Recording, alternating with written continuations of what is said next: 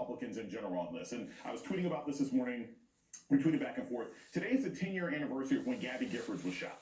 Right? Congresswoman Gabby Giffords, Arizona. She was shot 10 years ago today. And we had all these conversations at the time. I was in school of like, hey, maybe we need to tone down the rhetoric. Maybe this stuff will be dangerous. Maybe this leads to things that Sarah Palin and other politicians were saying. And a lot of the Republicans said, you're a bunch of Democratic snowflakes.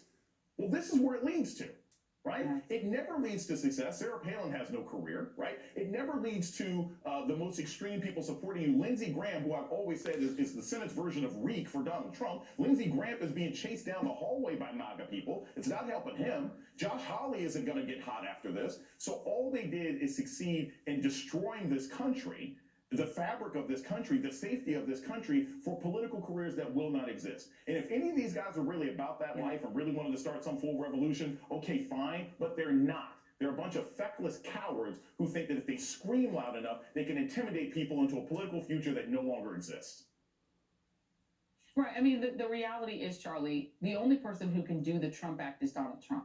He has like a whole life of celebrity backing that up and fake riches that people thought he was like the richest guy ever. None of these people are going to be seen as the equivalent of Macho Trump.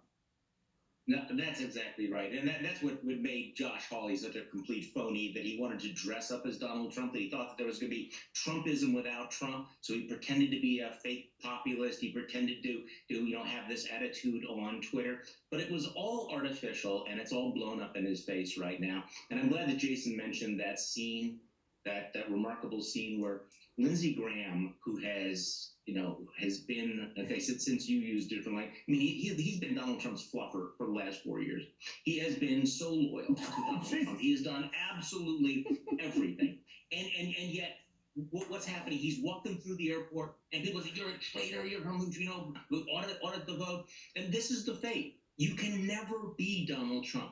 You can never go that far. There's no loyalty. There's always a point. So, that's going to be Ted Cruz's future. That's going to be Josh Hawley's future. But Jason also made a very important point. There's a real cost, not just to them, but to the country. These folks were so cynical that they were willing to lie to millions of Americans. They were willing to give cover to these lies and these conspiracy theories and this post. Yeah. And people did. Yes.